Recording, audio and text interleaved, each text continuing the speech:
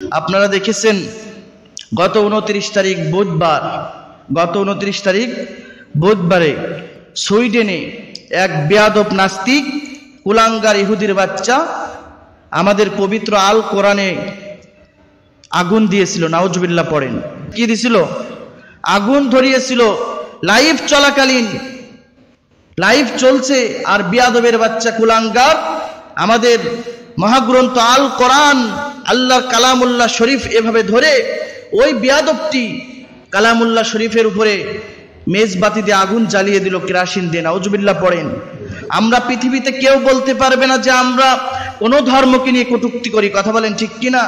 আমরা মুসলমান, আমরা শান্তির ধর্ম পালন করি, আমরা কোন ধর্মের উপরে কথা বলি না, তাদেরকে আমরা কোনো কাজে বাধা দেইনি।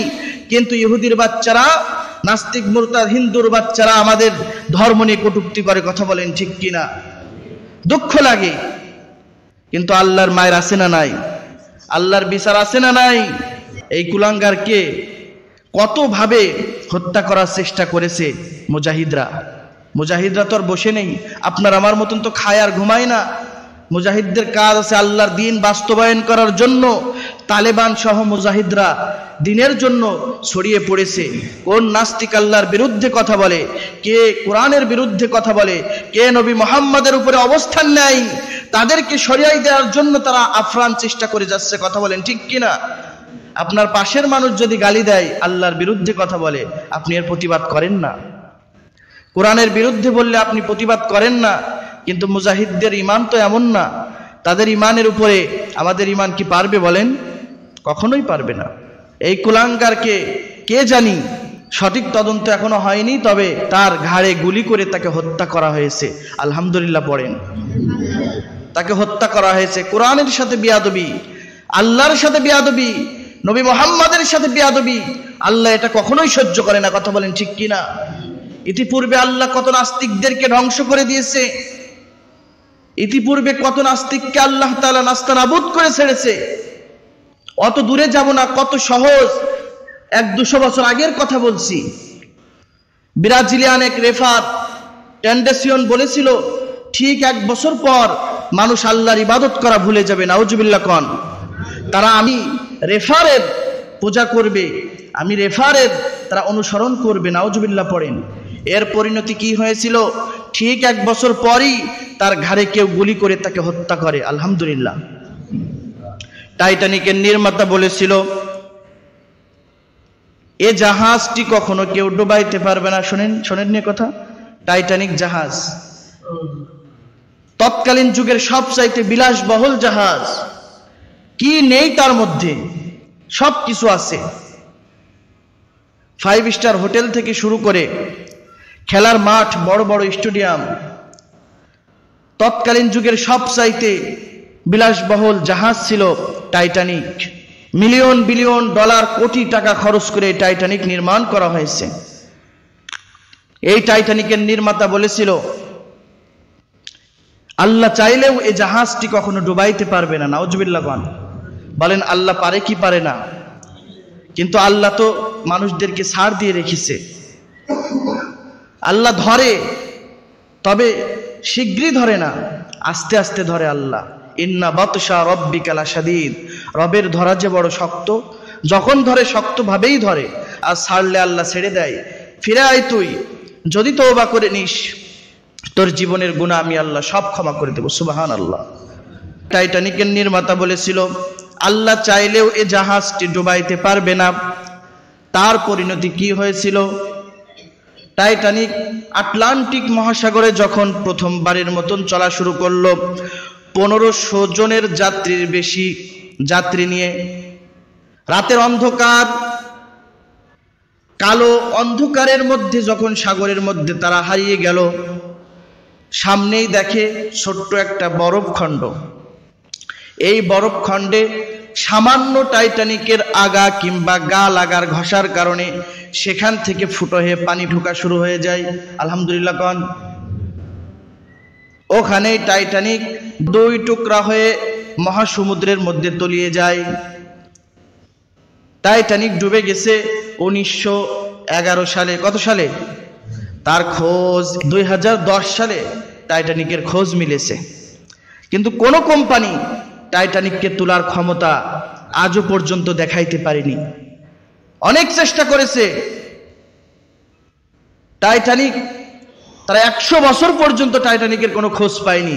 আল্লাহর সাথে গাদ্দারি, অহংকারী, আর আল্লাহর সাথে পাল্লা মিলেই এইভাবেই ধ্বংস হয়ে যায়। কথা বলেন ঠিক কিনা?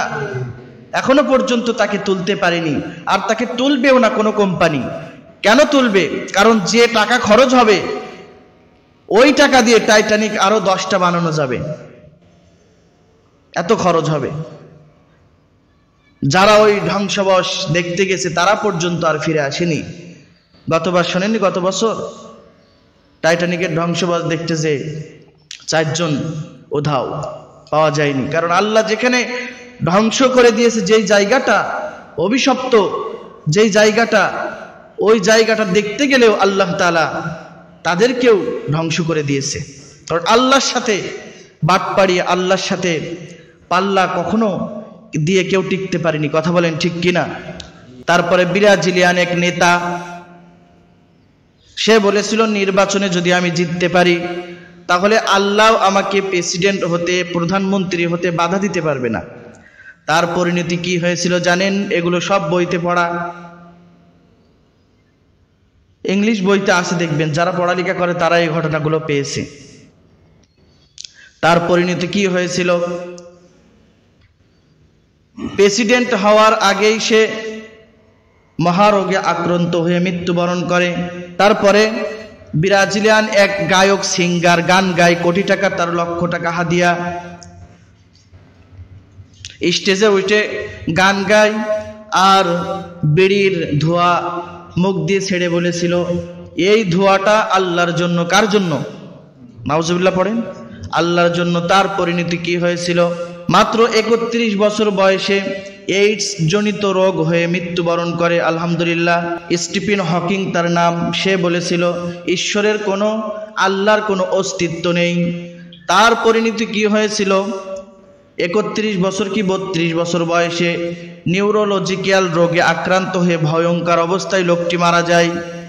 আর পাপিষ্ঠ ফিরাউন বলেছিল কে এই আল্লাহ যে তার হুকুম আমার মানতে হবে, কারণ মিশরে আমিই সবচেয়ে বড় খোদা, আনা রব্বুকুমুল আলা, আনা রব্বুকুমুল আলা, আমি সবচেয়ে বড় খোদা।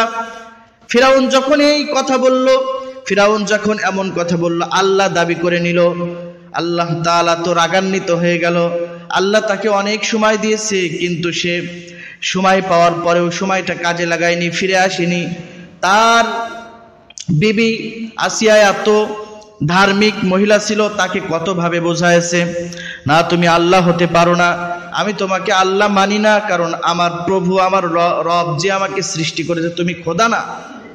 কিন্তু ফিরাউন তারপরেও তার যে কথা তার উপরে অটল ছিল। আল্লাহ তাআলা এমন ভাবে ফিরাউনকে ধরলো, সৈন্য সামন্ত নিয়ে লোহিত সাগরে হাঁটু পানিতে ডুবতে ডুবতে, পানি খাইতে খাইতে পুটকা মাছের মতন পেট হয়ে মারা গেল। ঠিক কিনা?